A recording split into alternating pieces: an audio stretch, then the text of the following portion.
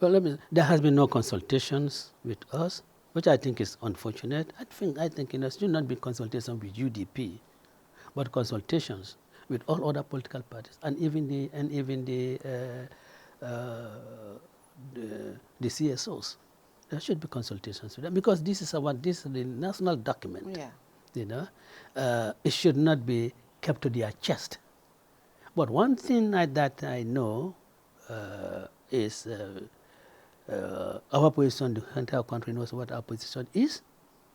That if any provision is omitted from that draft, The original draft. from the original draft, we will vote against it. We have said that. So if government really means business, let them bring that draft back to the National Assembly, and whatever arrangements or whatever negotiations will be made at the committee stage. And the concessions given at the committee, but they will not come to the National Assembly with the document doctored. We will not accept it. That we have made that clear. And any serious intention on their part to have a new constitution, I think they should take that warning. I did make it clear to the interveners, His Excellency Goodluck Jonathan. I did make that clear to him, and my good friend Dr. Chambers. Yeah, I made it clear to them that look, we can negotiate, but it will have to be in the National Assembly. They cannot bring us any draft and expect us to accept that.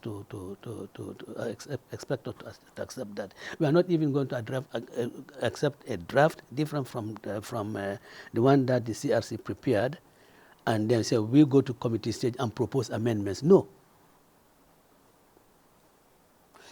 So, are you saying what is required to pass? Is this 75% for the constitution, or is it just simple majority? No, it's the threshold is high.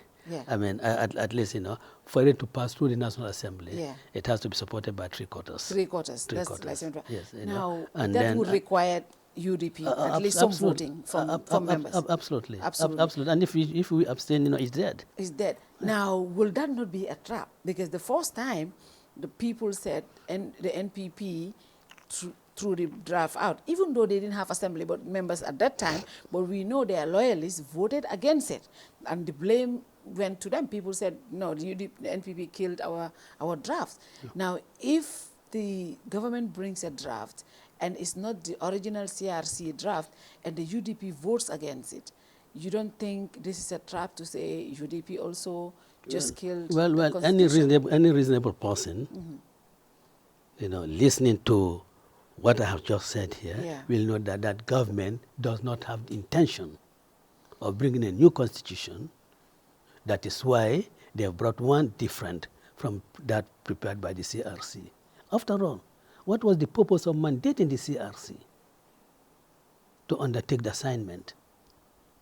What was the purpose of the countrywide consultations? There was even consultations in the diaspora. And all those ideas and views were collated and presented to the government. But even before the matter was taken to National Assembly, in this very studio, we had their own people saying that we are not going to vote for that constitution. Yeah. I mean, there were leakages from sittings of the cabinet. Yeah. Government saying that we cannot accept this. But the unfortunate thing is that some of the provisions, they think is for an individual. I don't want to talk about what they call the retroactive encounter, because I don't want anybody to say, "See, I say lawyer talking." I don't want to do that. Yeah. I don't want to. So I don't want to touch that. Yeah. But when they start saying that too much power is being given to the National Assembly, you see, you're just being myopic, because your concentration is on President Adama Barrow. That the National Assembly is having too much power against President Adama Barrow, forgetting that there would be future presidents. Also. And it is good that you really bridle, the executive in some ways. certain appointments, should really be vetted by National Assembly. In fact, even ministerial appointments should be vetted by National Assembly. So what is there that diminishes the president's power? You have provisions in other laws that says the president can nominate an individual for appointment, but to be vetted and approved by National Assembly.